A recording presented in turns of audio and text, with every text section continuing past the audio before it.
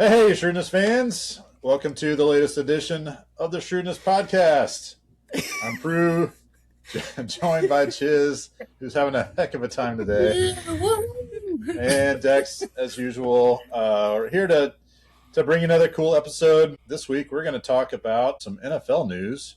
The free agent window has opened up, and owners have been operating fast and furious, and already several key signings. That's the truth. That kind of thing. So, Chiz, I think, is going to lead us through some of the latest news, and we're going to talk about some of the moves we like the most and some of the questionable ones. So, Chiz, Yeah, absolutely. Over to you. It was without a pause. I mean, like, the last 2 days have just been nonstop. I don't remember. Maybe I just am old, but I don't remember there being like this kind of activity this fast in a 2-day period. But things are just lightning bolt. We'll talk especially about the Chiefs at the end. But, you guys listen to us for a lot of fantasy content, a lot of fantasy interesting moves that are going on here.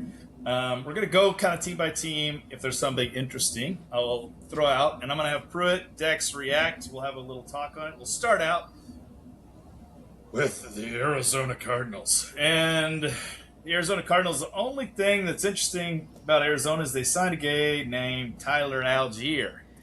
You guys like the move? Don't like the move? Prue, go ahead. I know you. I have an idea what you think about this move. Go ahead.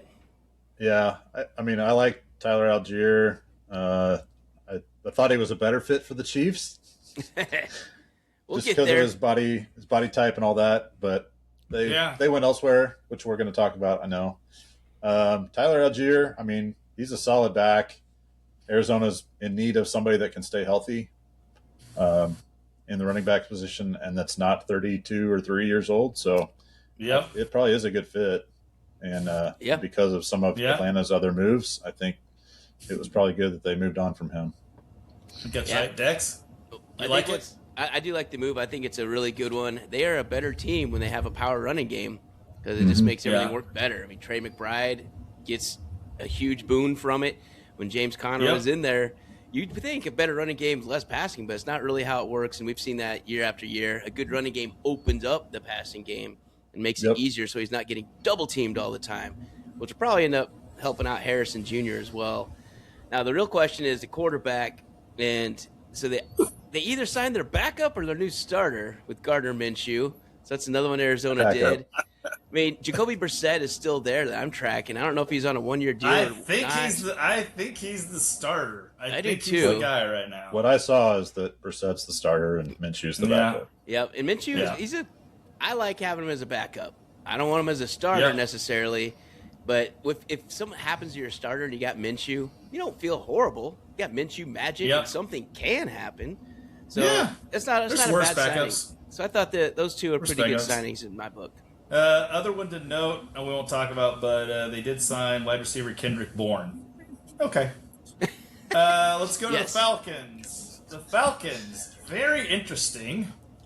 They signed a quarterback who looks an awful lot like the quarterback they have. So Tua Tagovailoa is very similar to Michael Penix Jr., I would say. Oft injured. What do you kind guys of think good there? sometimes. Kind of a not rocket arm, maybe underpowered arm. Totally. Yep. I think the bigger thing is You that guys Miami like it? ate $99 million just to let him go. That's a big deal. Money. They really didn't want him anymore. My whole deal is like Tua. If you're Tua, I mean, that seems like an odd choice. You're going to go to a team that already has a starting quarterback. I mean, right? I guess he probably thinks I can beat out Penix. Maybe. But you're also one hit away from being used again. He just Tua doesn't. He's had so many decent years too. That's what's funny. Like he hasn't been a total flop for Miami. I mean, he led the league, I think, in passer rating one year. I think he was way up there in yards one year when Miami was good a couple years ago. But man, it just seems like a weird signing. I don't like it. I don't think it's a great fit. But now, I mean, I don't know. I mean, it could work out great, I guess. But on paper, I just think it looks like a meh move. It feels a lot like Arizona, where you've got a meh starter and you bring up a equally meh quarterback like backup. Right. Totally. Which one of these mehs is going to win out? I think the thought is they're thinking like, well, one of them's getting hurt for sure. So I don't think we'll get two of them through training camp. Right. Yeah. Right. They might not They make also it had through a spring key practices. re-signing. They also had a key re-signing with Kyle Pitts. Well, they franchised him, which was probably smart. Brought in Austin Hooper, Jahan Dotson, and they got a kicker, Nick Folk. Nothing that really moves the needle. And of course, they lost Algier. That's the biggest loss that they had coming out of that so far. Let's go to the question real quick. Yep. Do you think that affects Bijan Robinson's role? No. Does he run more? Well, the thing is, tackles? as with I Devon think he's getting more carries. Yeah, Devon Achane in Miami did pretty well, correct, out of the backfield with nearly, 80, 90 catches a season. Yeah. So if Tua gets it, that's pretty good.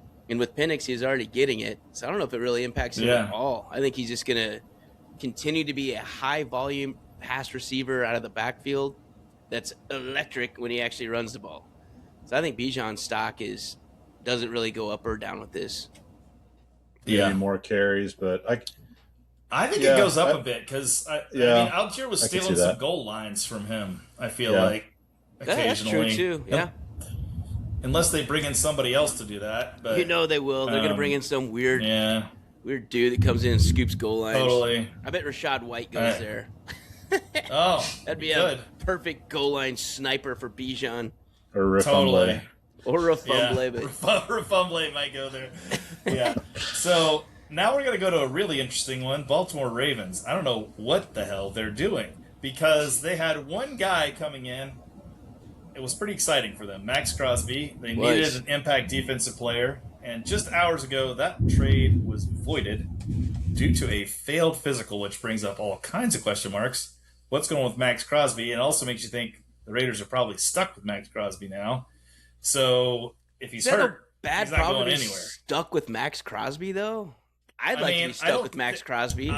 I would too, but I'm imagining they made some of their moves based on getting rid of his salary. I know. That's the only thing I was thinking. Maybe the center they signed for a record deal from Baltimore. Right. Right. And that one, Linderbaum, that was a massive signing. I think they're in a pickle now. I think someone might be able to scoop them. They might be because for nothing. Well, it won't be nothing. Linderbaum, it might not be 2 first-round picks, though. That's right. They've lost Linderbaum, who, as you mentioned, got paid. He's the highest paid center ever by $9 million a year. That's how much higher he's made.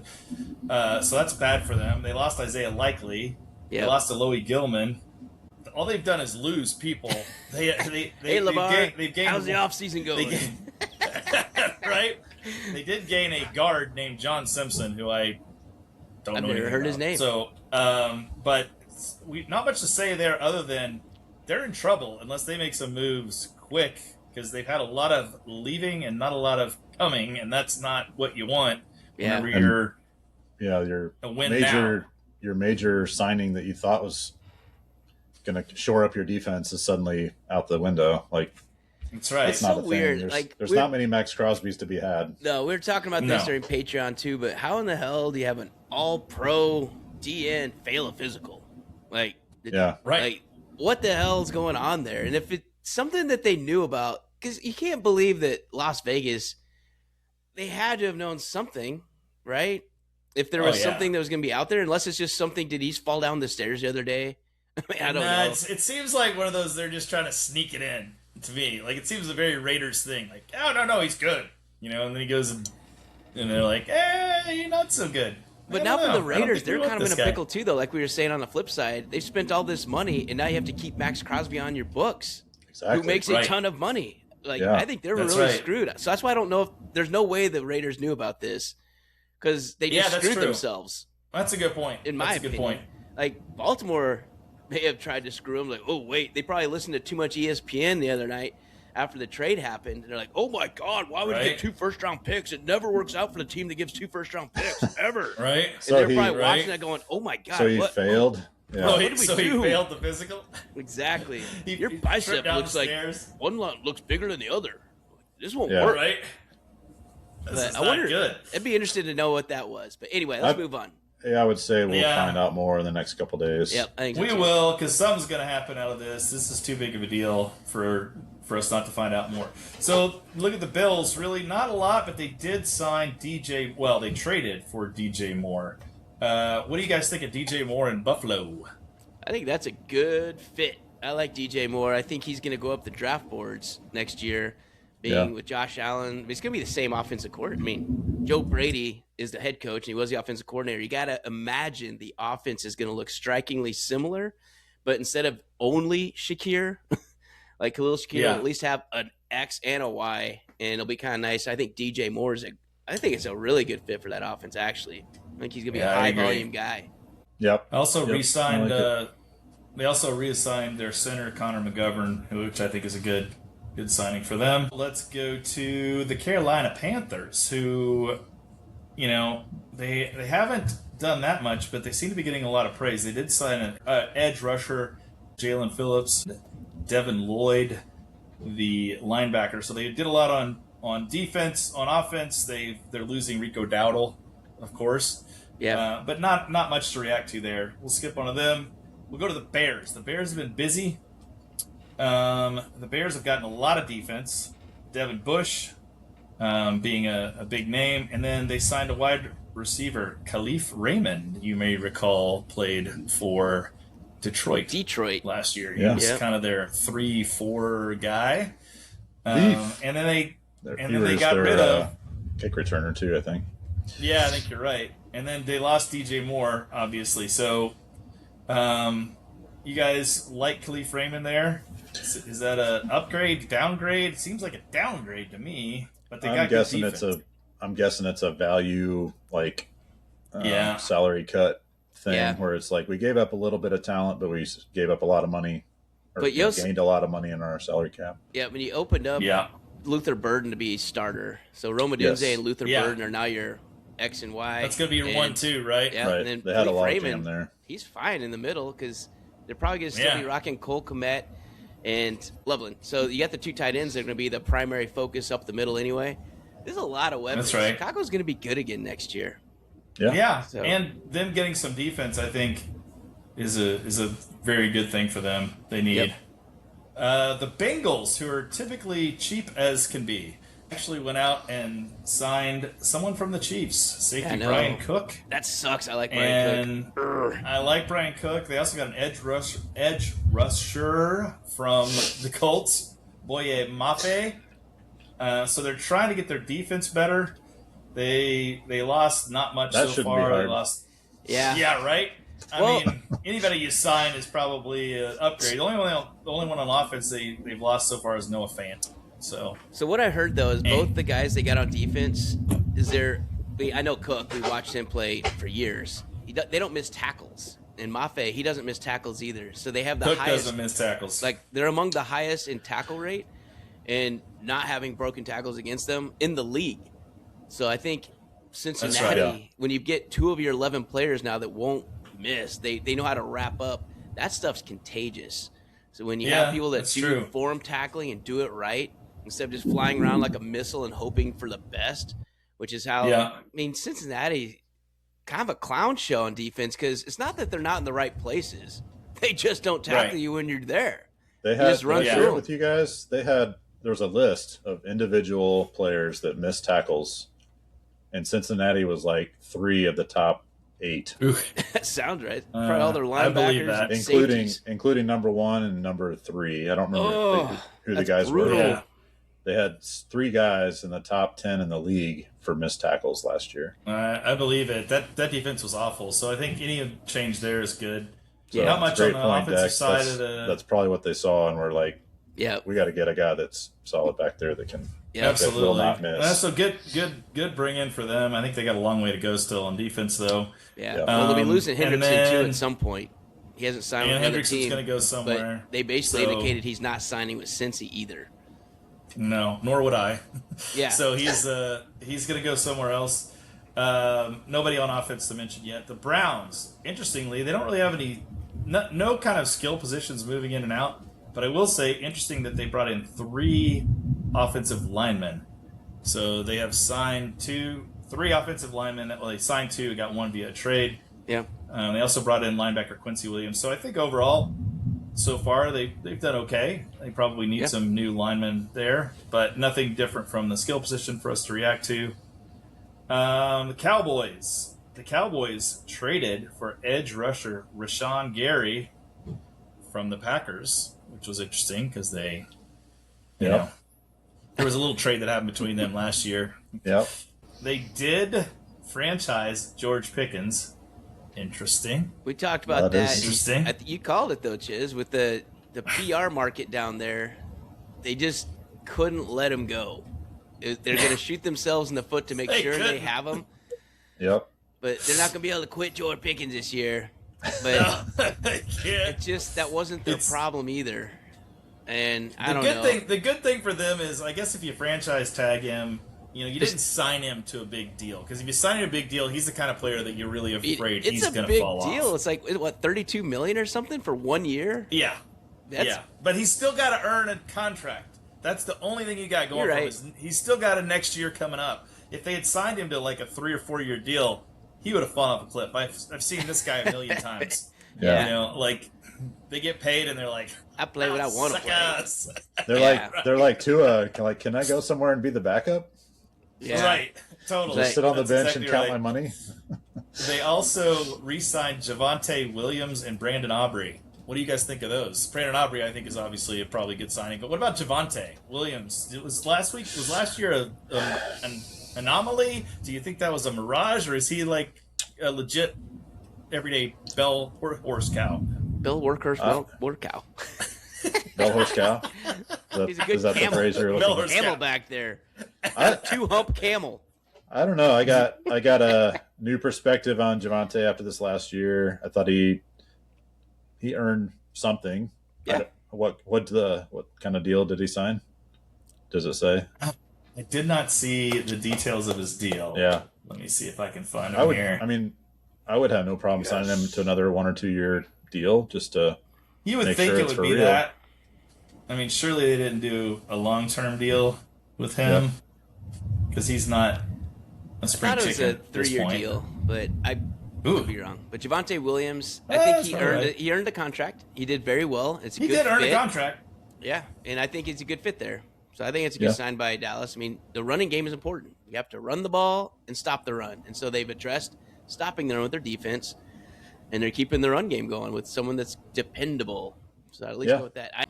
All right, let's talk about Denver Broncos, our beloved Denver Broncos, who we love to hate here. There we go. Shrewdness.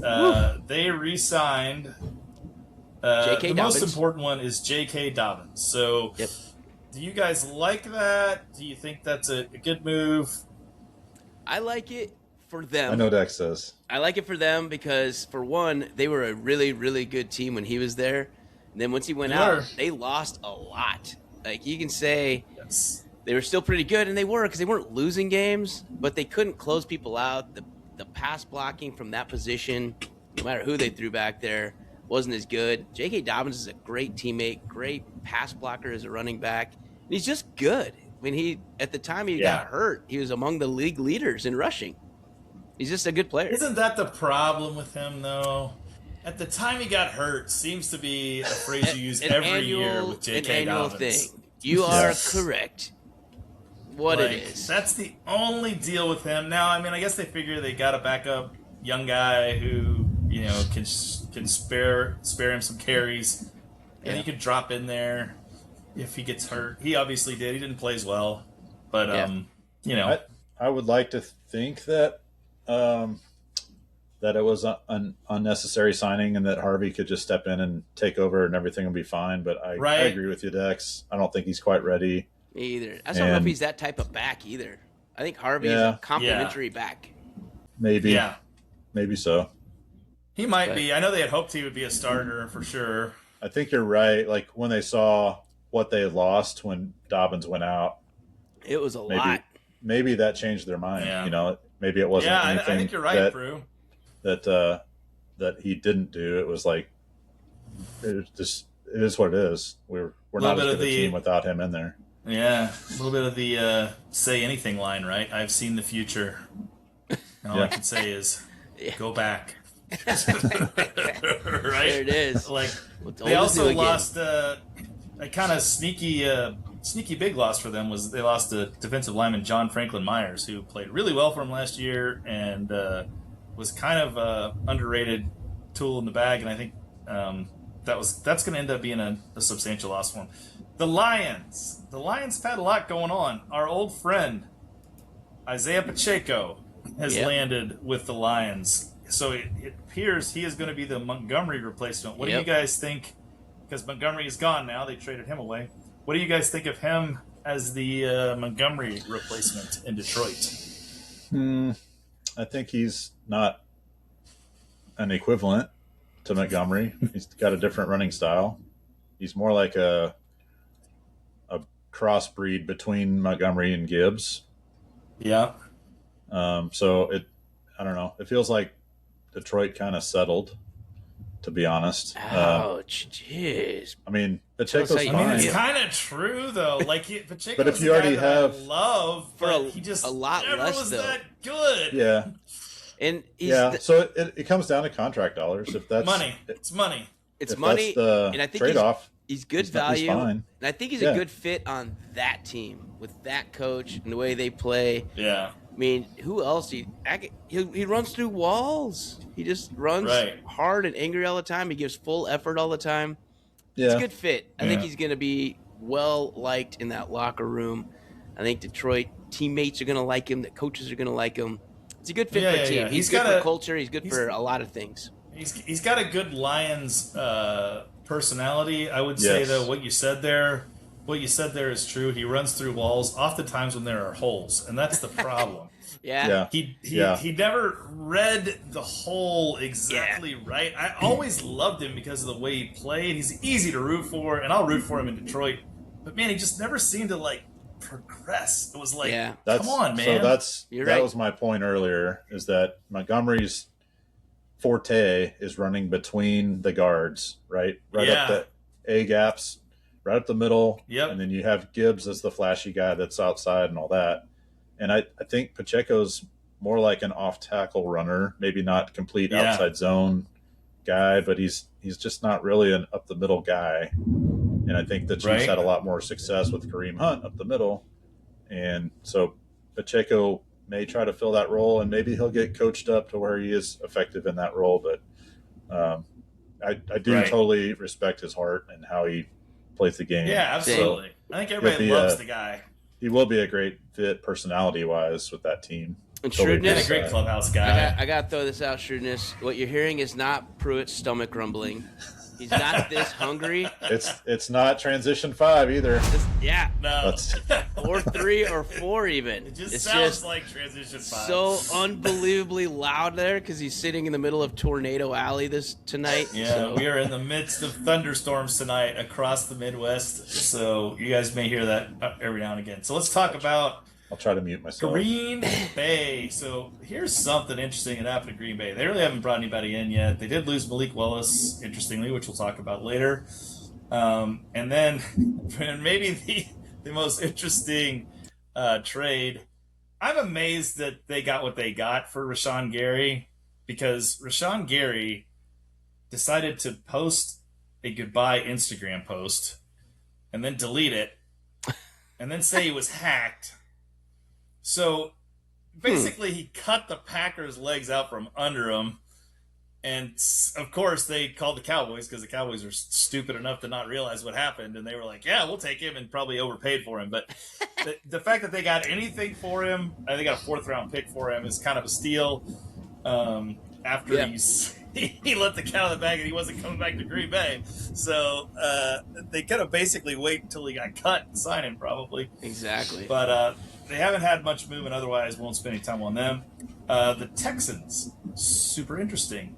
One David Montgomery. Yep, speaking of. That we just talked about. Key acquisition for them. What do you guys think about David Montgomery in Houston? I think that is a really good fit for them. Yeah. I think they finally have a dependable, young, non-broken back. The pair with Woody Marks, who I think is, again, not He can be a lead back, but kind of like we were talking about for Denver, I think they don't want him to be. I think having that complimentary David Montgomery plus Woody Marks is going to be a nice tandem back there for Houston. Yeah, totally agree. Yeah, I agree. I think it's a good fit. It makes them even more scary. That was one of their big outages last year. They really didn't have any kind of running game. Put those two in the backfield, and then Nico Collins. Yeah. That's now you're looking like in that defense is they really haven't lost. They lost the defensive lineman Tim Settle, but they haven't lost a ton from the defense yet. So, they're going to be a good team next year. So far, I think a good offseason for them. The Colts re-signed Daniel Jones. I'm surprised by this. We'll talk about that. And Alec Pierce.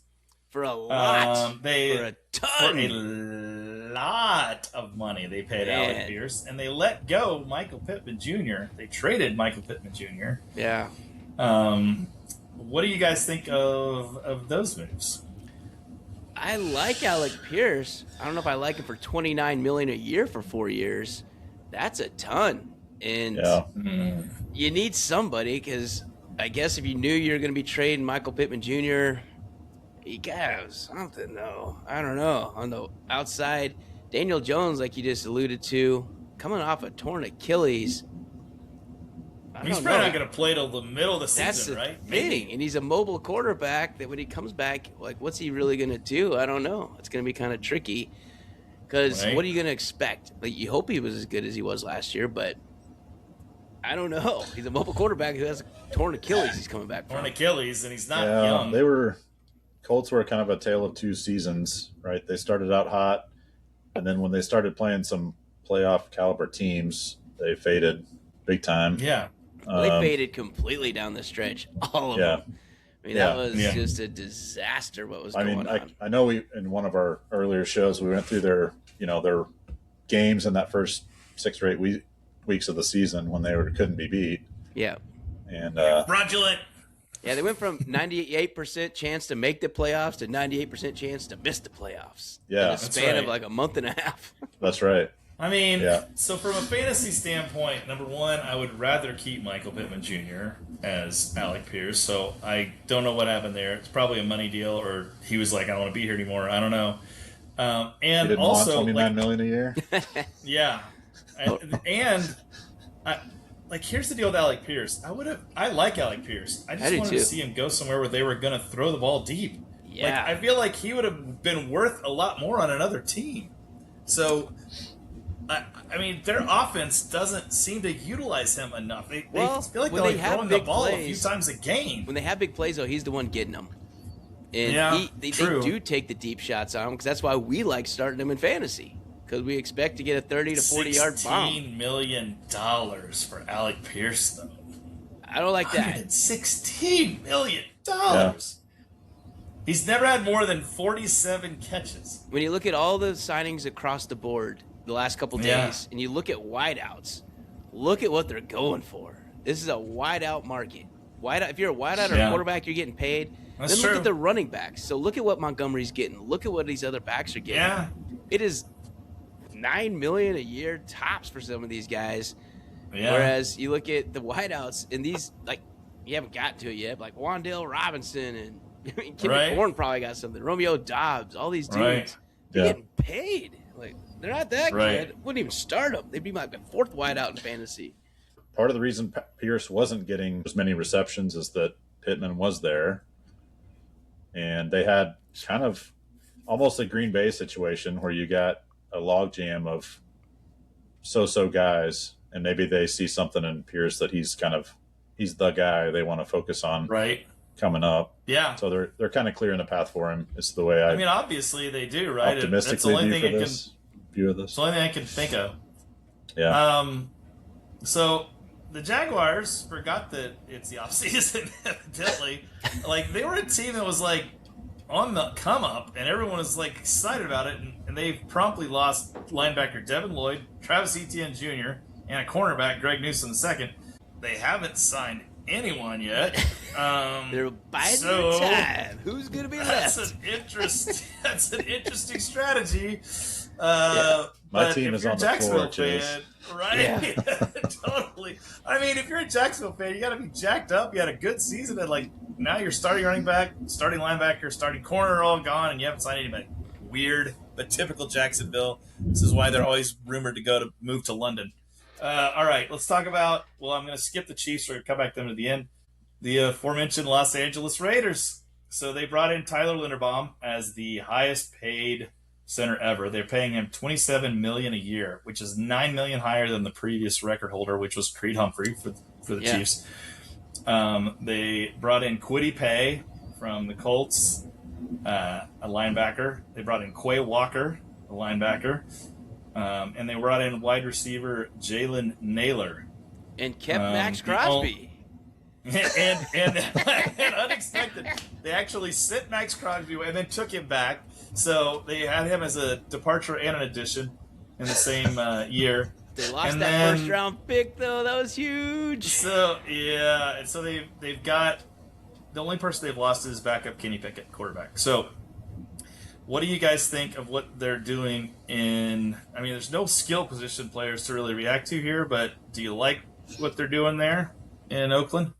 Or Las Vegas, wherever they are now. Los Angeles, Oakland, Los Angeles, Vegas, the Western U.S., somewhere in a Western hot, US deserty Raiders. place. The Desert Raiders. They can throw all the money they want at Linderbaum. There's still 4 other offensive line spots that are weak. Yeah. Let's just say that. And then I mean, I will say it's smart though. They're going to have the one pick. They're going to take Mendoza. Yeah. Mendoza. So it is smart to bring a super stud center to work with them, right? Who can hopefully call out protections and help protect the young dude that can't protect himself yet. So it would have been nice to have the 14th pick to get another lineman, but that ship sailed. Right. Yeah. But you're right, Prue. Like they have so many holes. It's kind of like, what do you? But they're at least do? trying to fill some of them. They're trying. Yeah. Like, as opposed to years in the past, the Raiders just raider them way through the offseason like the Jaguars and do nothing and expect for better results. All my guys are older and getting paid more. Let's see how this works out. And I feel bad for them because it sounds like they brought in 2 or 3 other. You said 2 linebackers, right?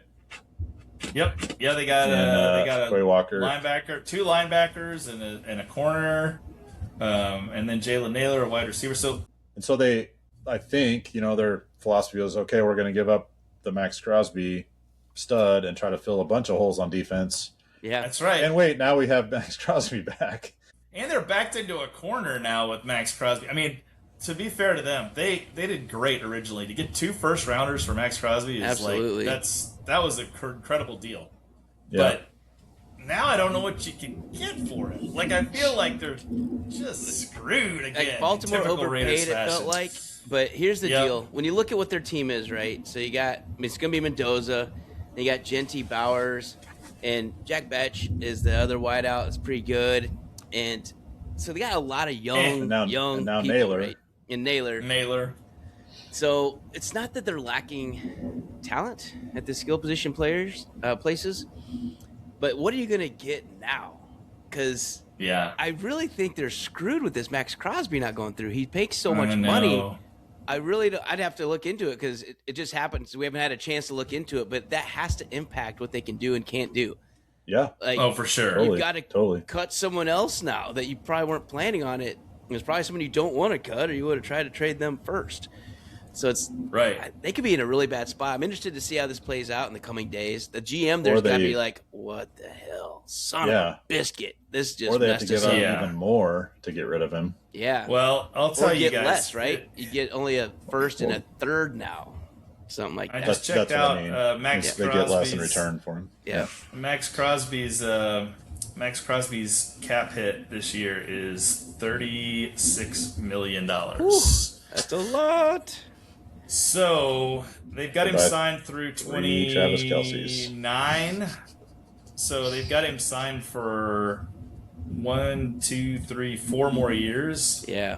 And he's going to make roughly $30 million a year for all those years. So yeah, to free up $30 million when your cap is $300 million, that's 10% of your cap.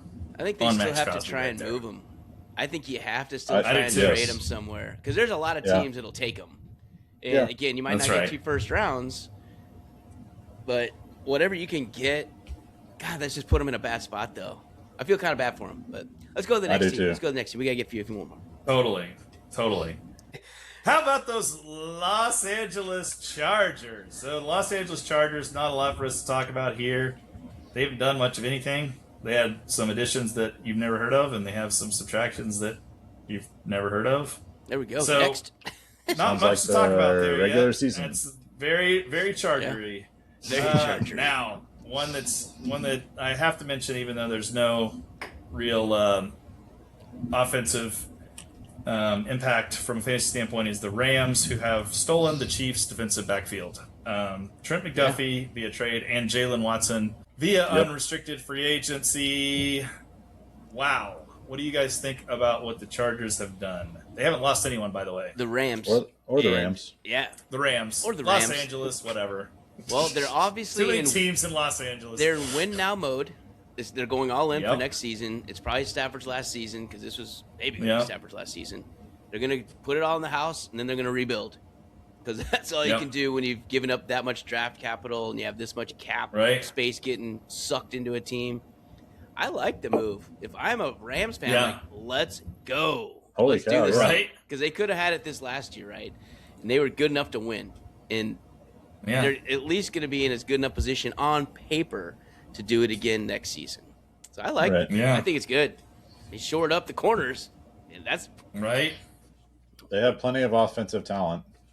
So it made me sad seeing that they also re-signed Tyler Higbee, Cam Curl at safety, and then Harrison Mevis, the thicker kicker. Which you can't go wrong re-signing the thicker kicker. So far they've probably had. That's right. I think for the grades so far, I would say they've had one of the best off seasons because they haven't lost anybody and they brought in an entirely for the new future, if we're looking at building the team, they are screwed in 2 seasons. Yes, they are. They're really good next year. It is. Enjoy your next couple seasons, Rams fans, because you're back to no first-round picks again. You're back to. That's right. You've played your 4 aces, and you are drawing dead after next year. That's right. So let's talk about the mercurial Miami Dolphins, who just shipped out a strange quarterback in Tua Tagovailoa and brought in a strange quarterback in Malik Willis. Yeah. I don't know what do you guys think of Malik Willis as the starter down there? I don't know if you're gaining anything. And if you're trying to rebuild, why'd you get a guy that can be competitive? I don't know. Right. I feel like just do Quinn Ewers. That was their backup anyway. Let's see what he can do. Right. But now you brought in Malik Willis at 3-year deal? And he's clearly going to be starting now. And he could be a reclamation project. But were you really just that away? Was it really just Tua played bad and that's why Miami sucked? I don't think so. They had a lot go wrong. Right. And you also don't have Tyreek Hill now. There's a number of issues with Miami. It wasn't all Tua. I don't know. I thought Malik Willis, the best fit, I thought it would be Pittsburgh. I thought he would look really, really good as a Pittsburgh Steeler. But whatever. Yeah, what do I know? I know nothing. So that's why I sit here and talk about stuff. Well, what do you Malik think, Willis, I saw him play against the Chiefs in a playoff game. Yeah. When he was with the Titans. And dear God, he was awful. I know that he has gotten better, and I know that he's had 6 career starts though.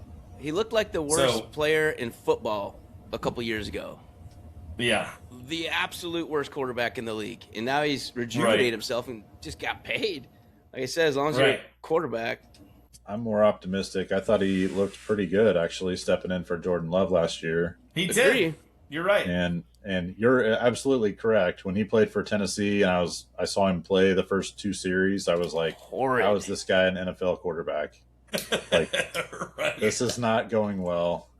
I mean, he did have good coaches in Green Bay, that helps. Yeah. He had better talent around him.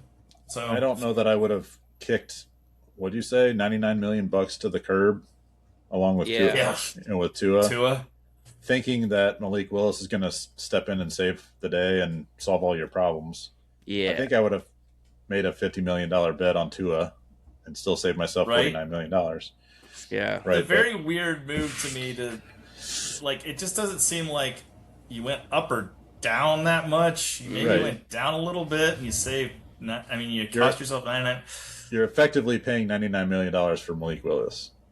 Yeah. And, like, that feels horrible. really bad. I don't like it when you frame it like that. That's what you say that. That's not fair to Malik, though. Come on now. I like it a lot less when you say that. Yeah. If you're bringing in a Josh Allen or a whatever and you're giving up $99 million, okay, that kind of, like, it's explainable. It feels like they're half pregnant. Like, if you want to rebuild. Yes. Like, it's like either that's one way to put it, Chase. I've never heard that term in my life. Oh boy. You lost Tyreek Hill. You're done with Tua. Like start Quinn Ewers. Yeah. Trade A-Chain and get a bunch of draft picks and, like, do it right. Like, reload or don't. But, like, now they're just. Now you just kind of went into purgatory. Now you're going to be like average and get a middling first-round pick again next year. Totally. Just tank, man. Go Quinn Ewers. Right. And hell, maybe it'd be really good. But I agree. Right. I would have probably just let's scrap it down, build back up. It's bizarre. I don't like it. Dexter, the Vikings. I'm sorry, but they haven't done anything. They did get a corner. James Pierre, so they did that, and then they got rid of Jalen Naylor. Kyler Murray, and I just keep waiting for it to come down, but it hasn't come down yet. And if that happens, I've sat with it for like a week and a half now and molded over in my head. I think I'm fine with it. If they get Kyler Murray, you don't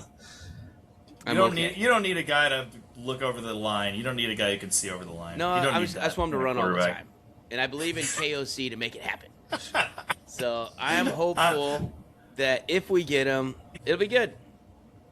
It's going to be quite enjoyable. It's going to be quite enjoyable for me to torment you for a full season of Kyler Murray as the Vikings quarterback. I am looking forward to this quite a bit. I hope you like the rollout. Hope you like the rollouts. Chisholm, I want to point this out. Every good year the Vikings have had in recent memory has been with some retread, free agent pickup quarterback that came out of nowhere and did awesome. That's true. Case Keenum. We went to an NFC Championship game with Case Keenum. Brett Favre. You have a list of the first year we got him. Absolute dog crap at quarterback. It's just like, bringing in everybody's like, someone just pooped and threw it out the window and you guys were like. And then we take it and we run with it. And good things usually happen.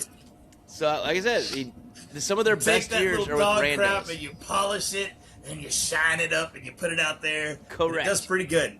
Correct. It's gonna work until the quarterback, until the playoffs, and then he goes, "Oh yeah, all right, I forgot." Let's stop talking about playoffs and the Vikings. Let's just move on now. All right, let's talk about the Patriots. I forgot my popcorn. Yeah.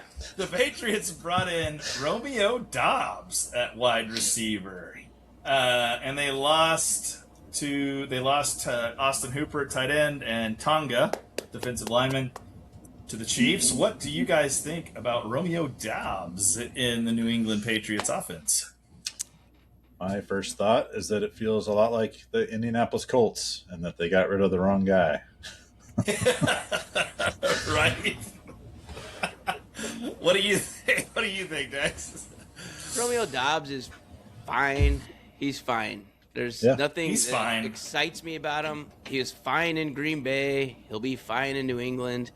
I don't think he moves the needle very much. I don't know. He's fine. Right. He's good. He's fine. It's very similar to Indianapolis in that they kind of had a logjam of so-so receivers. So now in Green Bay, it opens things up for Golden a little bit. In New England, they bring in another guy that is maybe a better fit. I don't know. And I guess the whole Stephon Diggs off the field stuff kind of got in the way a little too much, I think. He's still in court. Yeah. Yeah, he may not be playing. He may be in the California Penal League next year. I don't know. Oh, yeah. Um, so let's look at the Saints. The Saints are making noise, bringing Travis Etienne Jr., and they paid him a lot of money for Travis Etienne Jr. I like Travis Etienne Jr. Fine. Is he better than what they have? Yes. 4 year, $52 million. That's not that bad. It's $13 million a year. That's not horrible. $13 million a year. But Alec Pierce is $29 million a year.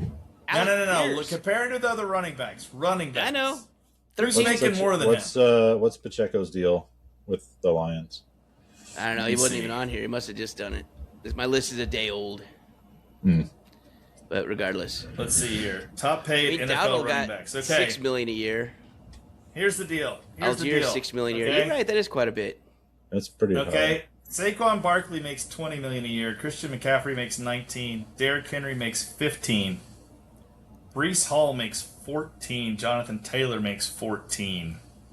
And now Travis Etienne makes $14 million. That seems you're right. It's kind of a little steep for me.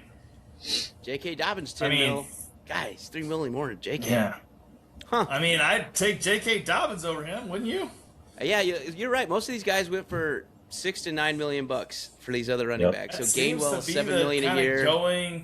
Going rate for a running back. 4-year deal for a guy that's been around a little while. I mean, he's not. Yeah. He's not. I wouldn't say old yet. No, he's like, I'd say he's 26-ish, 27, something like that. So on his second contract, I think this is his first off rookie contract. Yeah, it's a little high, but it's not horrible. And to be clear, they're on a rookie deal with their quarterback, which is nice. So they have the money to spend for those 4 years. Yeah. Yeah, and you're the Saints, right? Like you probably need to overpay a little bit. I mean, it's true. Like people aren't coming to the Saints for a discount. You're not going to be like, I want to go down to New Orleans and play. The Saints were more competitive than we thought last year. They were better than we thought. Yeah, but they were. Yeah. All right, let's talk about the Giants. They have made a lot of noise. Yes.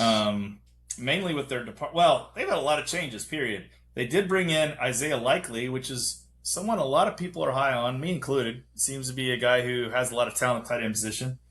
They brought in They brought in a lot of defense as well. Tremaine Edmonds, Greg Newsome. They lost Wan'Dale Robinson. But Isaiah Likely in this offense, what do you guys think about him there? I think he could be a sleeper tight end next year for fantasy. I think he's a great fit. I think Harbaugh knew exactly what he wanted when he became available because he was signed very quickly. And I think Likely probably wanted to go play over John Harbaugh. Be dead honest. Yeah, and right. I don't think it took him very long to go there either. And I think it's going to be a very solid fit.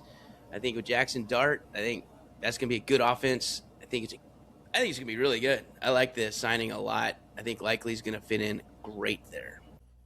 You like it, Prue? Yes, he will likely do quite well there, I think.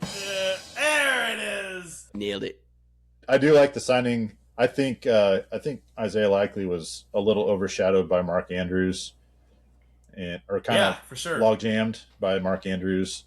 So I think you're exactly right, Dex. When John Harbaugh saw that he was available, he's like, "That's a guy I want on my team. Yeah, he'll fit great with what I want to do." And who's the other guy? Theo Johnson. Yeah, right? Theo Johnson's good too. Yeah. I think they have two good tight ends right now. It's a nice. So exactly, they played that in Baltimore, right? Yep. They mixed Likely in with Andrews. And Harbaugh is doing the Harbaugh thing, right? He's coming over. The other Harbaugh thing, he signed a punter and a kicker. He's a special teams guy. He loves special teams, and so right off the bat, you just don't want to have to worry about special teams. I think that's more the reason. It's like it's worth spending that little bit of money to buy consistency, and not have to worry about dumb stuff happening. I agree. I do like that. I like that a lot of games decided on the last second. So many. It's so hard to win. And an extra point going doink, or a long snapper not doing it, or a guy missing a tackle. Sign those dudes for the little bit of money you need to take that worry away. God, it's worth it. Yep. That's right. So the Jets feel like a team that said, we have a bunch of sucky players, and we're going to change the whole roster. And good on them for doing that. I would say, if you look at who they brought in, it's like it's like actual professional football players. They decided to bring into the team. Geno Smith, he's not flashy, but he's solid. They brought him in. Yep. Minka Fitzpatrick, Demario Davis, Tavondre Sweat, Nashawn Wright at corner. They re-signed Breece Hall. Well, they franchised him. Yep. Like they brought in a lot. The only thing they've lost so far is they've lost Nick Folk, kicker, who was not great last year, and Quincy Williams, who was a linebacker. But overall, they seem like they've done a lot of addressing the key stuff. The one we'll ask you guys about, Prue, what do you like? Do you like Geno Smith in New York? I had a thought flash through my head real briefly, and then it kind of was like, that's probably a bit much, but I could see Geno being a contender, probably not the winner, but at least mentioned once this year for comeback player of the year. I think he had terrible situation in with the Raiders in the Western Western Raider the Western team, whatever. Hemisphere The Western Raiders. Vegas Angeles. Yeah. So I don't think he's nearly that bad. I think he had a terrible O-line and not much coaching and just a bad situation. So I can't see him playing worse. Boy, he was bad last year, though, man. I know. He was not good. I think there was a lot of stats out there, like least amount of time to throw. Yeah. All this stuff. He was running for his life for sure. Situation. You're right. So I think he will play better. Well, and the Jets didn't have a guy who could throw a forward pass last year. Like, who was starting for the Jets last year? Fields. Yeah. For a while. He can't throw a forward pass. He couldn't get over 100 yards passing total. Pass. Right. It was brutal. Yeah. Like, Geno will get that on the first drive. So that, like I said, my thought went through my head, and then it was like quickly like, no, that's not going to happen. But I think he'll play better. He'll not embarrass himself again. Right. I hope. Yeah. For his sake. I agree. I mean, Garrett Wilson probably likes it because he'll have a competent quarterback. And the thing is, I think what he brings is more leadership and stability than anything else, right? Totally. So he's been there, done that. He's going back to where it all started. Same thing. Yep. And I think he's just going to be a more stabilizing force more than anything. And Aaron Glenn as the coach, he doesn't have to worry about that. He's like, I know you're going to know how to be a professional. You're going to set the tone for this offense. You're going to set the tone for this team. And Justin Fields, nothing wrong with him. By all accounts, he's a great teammate and a great guy. Yeah. But as far as a consistent quarterback play, you have to have that. The team feeds on that. He just can't throw. The only problem is he can't throw. Yeah, I mean, just keep him as a running back. Which is... I was really excited to see the experiment last year with Justin Field, Braylon Allen, and Breece Hall, and treating it like a Navy. Yeah, that's just like Wildcat. A Navy game or the Army team or whatever. Just Navy, Army, triple option. It would have been fun. They would have done it. Right. Yeah. And so I was waiting to see some of that stuff, and I think I don't know if they just were scared to do it or what, Probably. but anyway, they didn't do that. Braylon Allen got hurt. Justin Fields was terrible, so they didn't really have a chance to do anything wild.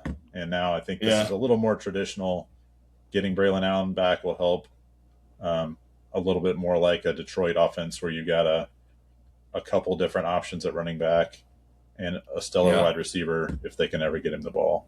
That'll be an interesting experiment to see that come full circle. Let's talk about the Steelers. The Steelers went and did a couple things that are interesting. They don't know who their quarterback is yet, but they do know that Rico Dowdle will be there instead of Kenneth Gainwell. So he has come in for Kenneth Gainwell. And I feel like that's just a lateral move.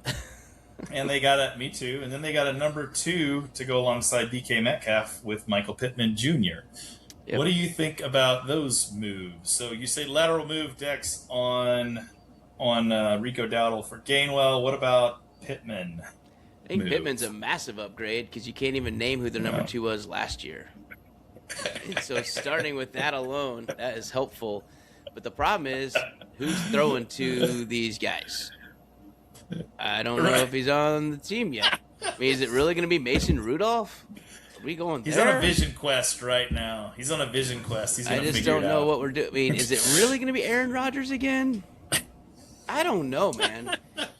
Well, his old coach is back, right? If he's gonna, seems like if he had any chance of coming back, this would be it. They brought his old coach in. I don't know. I guess I don't know. They need someone to throw the football though. Yes, right now. that's key. Yeah. The last, I think Aaron Rodgers' last game was his last game. That's what I think too. I would be surprised if he came back. I think he's done as well, and honestly, I don't think he has anything in the tank. Like, he didn't look great the last part of the season, and I mean, he's old. Yeah, That's what happens, guys. Like, Yeah. It happens to everybody. yeah. Unfortunately. So, all right, super interesting one. San Francisco 49ers, an old team. They did get older, but wow. Talk about win now again. Mike Evans Yeah. to the 49ers. Mr. Buccaneer. Mr. I've always been on Tampa Bay, and I'm always going to be on Tampa Bay unless the 49ers come calling. Unless I'm not. Yeah. So they lost Kendrick Bourne. They got Mike Evans. What do you That's a think? good trade. I'll trade Yeah, for the Hall I of would Famer say. who had 11 consecutive 1,000-yard seasons until he was just hurt this year, and that's the only reason he didn't get it. So what do you think about 32? He's 32. He hasn't looked slower to me, though, on the field. Yeah. Like, he still plays big and fast, and his game is being big and blocking people out, and he's still fast enough. Now, the thing is a 3-year deal. Do I feel the same about 35-year-old Mike Evans? I don't know. But 32, I'm fine with. To your point, though, Dex, like, because he's a big target and not a burner, it feels less risky. Yeah. Because, like, he's not going to get smaller, and his hands aren't going to get worse. So, like, I feel like 32-year-old Mike Evans feels pretty good. Like, I would have loved to have had him on the Chiefs. He's a phenomenal wide receiver. He's not a burner, but they're very old now. If you look at the 49ers and their core, I mean, Brock Purdy's not old, but if you look at McCaffrey's no spring chicken, Kittle's 32, I think, now as well. Yeah. They're not getting younger. I mean, it's not win now, but they're definitely not young guys on that team. No. But what if do they you get their think, Prue, defense from back, though, they'll be good. Oh, yeah. They will. What do you think about him from a fantasy perspective next year, Prue? Are you going to increase Mike Evans? Are you going to move him up the list? Or are you moving him down? He's going from Baker Mayfield to Brock Purdy. He's got a better running back. All things considered, I think it's a pretty equal move from a fantasy perspective. Okay. A ton of Mike Evans' value is just him being on the field. If you can say vertical, no matter where he's at, he's going to contribute. So that's right. I don't know that I don't know. I haven't thought through that well yet. I think the offense right now is so focused on McCaffrey that he's going to see fewer targets. Yeah. So maybe that's interesting. Maybe they retool their offense a little bit to not have McCaffrey touch the ball 40% of the time. Every play. Yeah. I don't know if he could do it again. You move him up or down, Dex, on the Mike Evans. I'm kind of with if Prue. If he stayed at Tampa, you moving him up or down from what he's doing now? I move him. I don't know, man. Or is he lateral? He's lateral to me. I'm with Prue. I don't think it's up or down because it's two good offenses, and he's going to be a focal point in the red zone, just like he was before. And it's not like San Fran was horrible. They just got hurt last year. Just hurt everywhere, all around. I mean, they had Mac Jones through 5 games. The only person that was healthy was super ironic that it was CMC that's hurt all the time. Right. So that's the only guy who didn't miss any games is the guy who misses all the games. Interesting. Yeah, that's right. That'll be an interesting one to watch. Seahawks, world champion Seahawks. They have not added anyone. They re-signed Rashid Shaheed, who was very loyal and pretty much said, I'm not going anywhere. He probably could have gotten more money. Decided to stay there. But they have lost Kenneth Walker III, as we will talk about in a minute. So not much to talk about there. They haven't done much. They've stood pat pretty much. We'll see if they get anybody else big in the offseason. But they are a team that's for sale, which is really interesting. That is weird. Because when a team's for sale, especially after winning the Super Bowl. I don't know if we've ever encountered this. I don't know if you spend to try and get somebody more interested in buying or if you save money. I don't know what you do. We'll see. Tampa Bay Buccaneers. They have brought in Kenneth Gainwell. And they lost Mike Evans. And they re-signed Cade Otton. Kenneth Gainwell. Do you like Kenneth Gainwell in Tampa, Prue? Do they still have Rashad White and Bucky? Well, Bucky's there for sure. And Rashad White, Bucky's there. Rashad White's is a free agent. Okay. So they basically are saying bye-bye, Rashad. No interest in re-signing him. So Kenneth Gainwell's probably a decent signing then. He's a good receiving back and could step in as a replacement for Rashad White, I think. I feel like he has more juice than Rashad White. I think that's an upgrade for your backup. Yeah, I think you're right. So I think it could be a little bit of an upgrade, but you're going to need an upgrade. Kind of hurts Bucky Irving, though. If you're a Bucky Irving dynasty guy or keeper guy. Yeah. Man, he brought in a guy that can do the same things he can do. I don't know if I like that. Because as a guy who has Bucky Irving on my dynasty team, that kind of sucks. Yeah. It looks like... and catches are the thing that rack up points quickly. Yep. Totally. So. Gainwell's the stealer. We all know this. He likes to steal those carries and catches. So, how about... And evidently they're counting on Egbuka and McMillan stepping up. And Godwin's going to be healthy. It's still good wide receiver core. That's what they're hoping. Sure. They're still all right there. And they signed Cade Otton, who's steady, I think. Yep. The Titans are looking to get better fast, and they have made they've spent a lot of money thus far in the free agent pool. They got John Franklin Myers, the D lineman I talked about from Denver. They signed Wan'Dale Robinson for a lot of money for Wan'Dale Robinson, I would say. That was a curious one to me. Yeah, they've got a lot of other guys that are, probably upgrades from what they had, but not household names. What do you guys think? I want to specifically talk about Wan'Dale. What do you think about Wan'Dale Robinson, who got 4 years, $70 million? Holy cow. Yeah, it's a lot, but it's not $29 million a year. So true. Wan'Dale's quite the deal compared to Alec Pierce, and I think they can do a lot of the same things, right? I mean, how much better is Alec Pierce and Wan'Dale Robinson? That's a fair comparison, I guess. Yeah. So when you're looking at that, I think Cam Ward gets another really good target. There's nothing wrong with that, and they had 2 young wideouts already. The thing is, what they really got good. Yeah, DK and Iman that's what surprised me. And why would you spend that much on a veteran wide receiver if you have 2 up and comers that probably? I think maybe they just need a veteran. Maybe they need a guy who's can teach those guys, or I don't know. It's got to be something like that. It is a steal from a dollar standpoint. To your point, Dex, that's right. It's not a bad guy to bring in. And it's nothing. You can never have too many good players, especially. Right. There's nothing wrong with having 3 wideouts. It's a passing league. You're often with 3 wideout sets, and having Wan'Dale as one of your 3 with your other 2 guys. Yep. Sure, I'll take that. Maybe Chig Okonkwo takes a hit on his. Yes, Chig Okonkwo may take a prolific slight tick pass catching skills. So, but they added a couple linemen and some defense too, didn't they, Chiz? Yeah, no, they did. That John Franklin Myers they signed, like I said, to a 3-year. $63 million deal. Yeah. So they think a lot of him on the D line. They also got another. They got a tight end, Daniel Bellinger. You guys may have heard a little bit about him. He's a Giants tight end. Yep. He got 3 years, $24 million. So, and then they got Jordan Elliott, defensive lineman. So they are getting better. Didn't they add another D-back too? They did. They cornerback Alontae Taylor, cornerback Cordell Flott as well. Okay. So they've made maybe the most additions of anybody so far in free agency. They had the money to spend, and good for them. They're going out and spending it. Yeah. So it's going to be interesting to see how it works.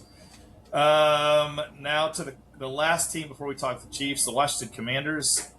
I will note they don't have much that they brought in, but I will note former friend Leo Chanel went to the Commanders today. Love Leo Chanel. Great player. I think he's really an upgrade for them. at linebacker. That's going to help them a lot. They re-signed Marcus Mariota from a backup standpoint, but they really haven't lost anything yet. So it'll be interesting to see what else they do too. Young team. All right, now to our bread and butter, the Chiefs. Kansas City Chiefs. Wow. So this is going to be an interesting season. So let me set the stage for you. We found out in the last 2 days that Travis Kelce is coming back. Travis Kelce, who some people thought was done. Some people say it doesn't have anything in the tank. He ain't going out like that. I will point out he was the third highest scoring tight end in fantasy last year, so I don't know how you could say he doesn't have anything left in the tank. That's his worst year ever, Chiz. Back. I know. He's coming back for $12 million a year, guaranteed. For 1 year. For 1 year. He can make up to 15 if he hits certain incentives. They also brought in a defensive lineman, Tonga, from the Patriots, and we need some depth on the defensive line. Yep. Safety, Alohi Gilman, who I'm a big fan of. He's very, very steady. Not spectacular, but a very steady defender and good safety. Kenneth Walker III was the big splash. Super Bowl MVP for a team that has not had a solid top running back. Actually, I think I read we haven't had a 1,000-yard rusher since 2018. That Kareem Hunt? Probably rookie year Kareem. Yeah. So what do you guys think? Oh, and then, of course, from who we lost, the whole secondary, Trent McDuffie, Jalen Watson, Brian Cook, and Isaiah Pacheco. And Chanel. How you feel about the Chiefs? And Mike Dana. And Chanel. And Mike Dana. Yeah. Right. Are we rebuilding? I don't know what we're doing. What do you guys think about what they're doing? Didn't they re-sign Bolton? He was already re-signed last year, so they got him for 3 more years, I believe. So I think our 9th pick is going to go on defense now. So there's Jeremiah Love. Even though I think Carnell Tate, Ohio State wideout, if he's there, will be hard to not take because we also need a wide receiver 1, an alpha. Have you seen the ding on Carnell Tate? I haven't. So the ding on Carnell Tate, 4.5 40. I mean, that's faster than me. But does it scare you away at all? No. Carnell Tate. Okay. Yeah, because not everybody's gonna be Tyreek, and 4.5 is fine because when you look at what he does, he is a big, strong, physical guy, and he is. That's. So, do you think you go defense, Prue? I think I do. I do too. Yeah. I think you got enough. I mean, traditionally the Chiefs have not drafted wide receivers early. We have lately, so I can't imagine they continue that trend. Yeah, they keep going to jail. We got to wait for a 3rd-round guy. Yeah.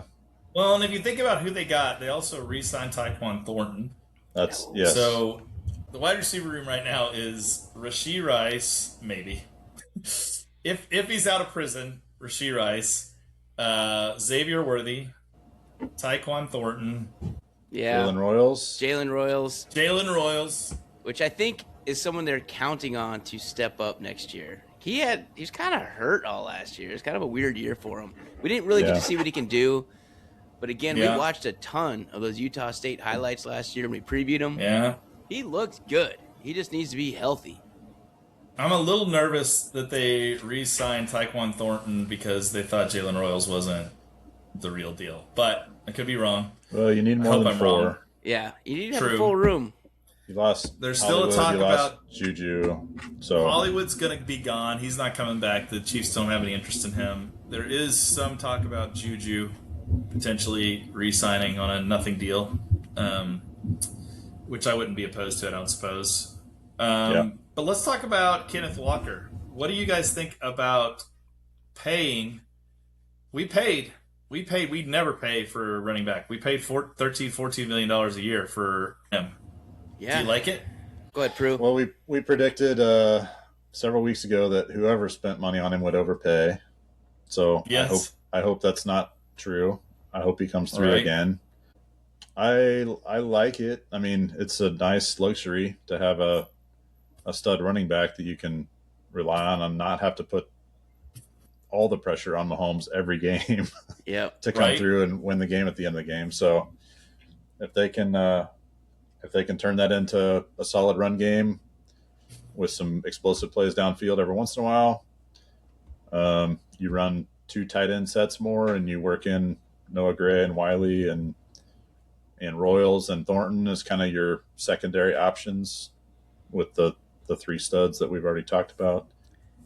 Yeah, it's I like it. Probably a better offense than last year.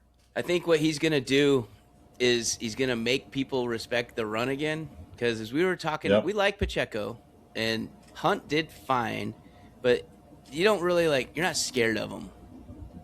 Kenneth Walker can beat you. He's got some electric to him. He can get through and he can take one to the house.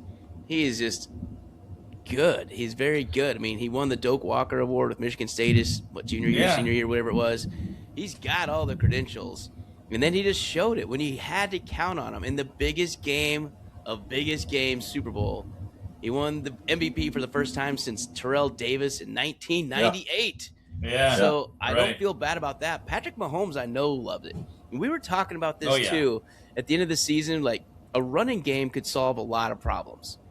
Running game could solve a lot of problems. And having a consistent guy like Kenneth Walker back there, now play action is going to work a little bit better. And now just flat out handing it off instead of here's 2 yards. Kenneth Walker is going to do 5 yards a carry. Yeah. That is helpful. If you're 2nd and 5, what does the playbook look like now instead of 2nd and 7, 2nd and 9? The knock on him that we brought up weeks ago during the season. Receiving's one thing. They do have Brashard Smith, who I really like. Yeah. Who I think will be almost like a mini Bijan for them. He's super versatile, really good hands, can receive out of the backfield, all those good things. The knock on Kenneth Walker was, receiving not the strongest. I think the Chiefs can cover that. The other thing I think they can cover really well is his tendency at times to lose yards on plays. I think the Chiefs are phenomenal in 3rd and long situations and whatever. So I think they can cover up a lot of that better than any team, or as good as any team. So I don't see a strong negative for anything that Kenneth Walker brings to the table. I think it's all pretty positive. Well, this is a team too. I mean, number one, Kareem Hunt, I forget if he's still under contract. He could very well still be on the team though. They could sign him again for nothing. Pacheco and Hunt were both expiring. Free agents. Yep. But I could see them giving Hunt a $1 million deal and having him be a 3rd and short guy. But the thing that is most notable about the Chiefs is for the last 2 years they have had the least explosive running back group for 2 straight years in the league. Yeah. Yep. There's only one player that had a higher explosive rush rate than Kenneth Walker last year, and that was Devon Achane. So this guy does big plays. That's pretty good. So he makes big plays. Kenneth Walker was higher than Bijan. Higher than Bijan on explosive run rate. As explosive plays, that's pretty incredible. Yeah. That is. So that is a huge deal for a line and a team that needs a break. I feel like for the last 3 years, 4 years, they've just been pass. Just can't rely on the running game to do anything. It could end up being a bad signing. I don't see it as a bad signing. And it was either going to be Kenneth Walker, or you're going to bring in, somebody else like an Algier and probably look to draft a running back too. Yeah. So I don't hate it. You know what you're getting. The other thing I think is underrated is Tonga. Tonga is really good against the run. Yep. And we need help against the run. Our defensive line has not done a great job against the run. Chris Jones is getting double-teamed, triple-teamed. It's ridiculous. So bringing in Tonga, I think, is going to be one of those moves that's pretty underrated. The big task now is you got to replace your secondary. I think Aloy Gilman is a good start. He's a versatile guy. He's not going to make mistakes. He's solid.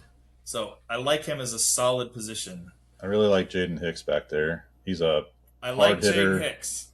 Hard hitter. He came up with a couple of interceptions last year. And I would like to see us take a corner first, and I would like to see us take, like, if at the 9 slot a corner is too high to take him, then trade down and get a corner later. I hope one of those good edge rushers there, though. I would really love. Yeah, I can see that too. Pressure, because what keeps killing us is pressure on the quarterback, and frankly, it kills every good team. Is when your quarterback's running for his life. Let's look at Drake May. I mean, Seattle's defense had him run for his life. Give me more of those. I would love for number 9 to be that guy. And then 29. That's interesting. Now that we have it, there's gonna be a ton of corners left. There'll be a lot of good guys, linebackers, corners. Let's take best available defensive player there. Call it good, man. Let's go 1-2, and then right off the bat, after day 1, we should be a markedly better team with 2 starters. We should be able to draft 2 starters out of our 11 defenders on day 1. And I would love that. Right. Because that fills holes quick. If you hit, you have to hit. But I trust in Beach. Right. The O-line looks a little different, too. They got rid of Juwan Taylor. Yeah. So speaking of negative plays... I have to say, I heard Juwan Taylor is a peach of a guy, and I really hope the best for him. I really do. He's made a lot of money, though. So if he doesn't ever play again, he's totally fine. So I don't feel bad for Juwan Taylor. And his grandkids are fine. Like, they're all grandkids are fine. But man, if you're a Chiefs fan, you've seen enough of the lining up in the neutral zone, lining up off sides, holding, false starts, to gag you the last 3 years with that guy. At least it was never in key situations, though, Chisholm. Yeah. Right. So they're gonna try a couple different things, right? They're gonna try moving Jalen Moore. They're gonna move to right tackle, and he's slotted as a preliminary starter right tackle. But also, if you guys remember at the end of last season, a guy named Issa Pohl, who was a kind of developmental guy they got. I believe he's undrafted, and he played really well at the end of the season. Yeah. So he might actually be a guy who's in the mix for that right tackle spot too. And the rest of the line feels pretty good if everybody's healthy, right? So if you look at who's draftable in that 9 slot, I was just looking. So there's a edge rusher from Texas Tech who's David Bailey, who has had a phenomenal year. Reuben Bain Jr., who is great. He got knocked in the combine because he has small arms. His arms are short. Small arms and his gargantuan body. His arms are short, and I'm like, you know what? I'm okay with that. Yeah, he's no T-Rex, for the love of God. Come on now. It seemed to not bother him at Miami. And then there's a safety named Caleb Downs from Ohio State that are all in the top 10 projected. You don't get to a corner until you get on this list 18, 19. That's what I'm saying. When they're projecting the first 29th pick, taken. You can still get a good corner. That's why I think it'd be nice just to. I think we have to almost take one there, to be dead honest. I don't want to wait till the middle of the second round. I mean, that's right. Ooh, let's see what we got there. Maybe you go. Maybe you go D line and corner first 2 picks. I'd like that. I wouldn't hate that. I think the Chiefs. I think the Chiefs were really interested in Jeremiah Love. Unfortunately, Jeremiah Love had such a good combine that it was becoming evident he was not going to fall to them. Yeah. Yeah. No, I think that's probably true too. And so that was a challenge. Even though they have him going to, like, at a lot of mock drafts, have him going to Tennessee at the 4 slot, which, as we were just talking about, can you get really good really fast? Tennessee, my God. If you end up Cam Ward, Jeremiah Love, now Wandale looks pretty nice out there with that. Yeah. And Io Manor and DK. Shimray DK. Now you look like an up-and-coming team. You look like an NFL football team this year. Right. They could be good quick. I'm scared to see. I have a lot of obviously bias towards Jeremiah, but I got a lot of love for Love. So I hope he goes somewhere I can root for him.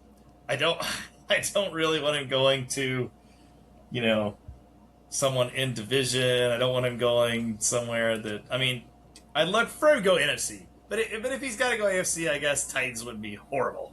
Yeah. So it'll be interesting. That was a great breakdown. Longer than we thought, but hopefully you guys enjoyed it. We get excited about football. We get excited about what we're gonna see next year. We get excited about the fantasy, and we'll be talking more about it. All right, so let's wrap up this episode. We talked longer than we thought on the NFL news. It was a lot of news, so we had a lot to talk about. We will be back with you shortly for a different episode where we'll talk about World Baseball Classic results, including the U.S. In their latest game against Italy, and how things look, how things are shaping up for the playoff round coming up. Yep. So, Dex, take us out. All right, so that's all your NFL news. There's going to be more coming in. We'll get you caught up on the new stuff next week when Kyler Murray will probably have a home. Trey Hendrickson might have a home. So we'll see where these guys go. There's still some big names out there, those two in particular. And, yeah, check out the World Baseball Classic episode. It'll be out there as well, so check that out. And in the meantime, while you're doing all these things and doing your taxes, just make sure the one thing you always do, stay shrewd. Stay shrewd.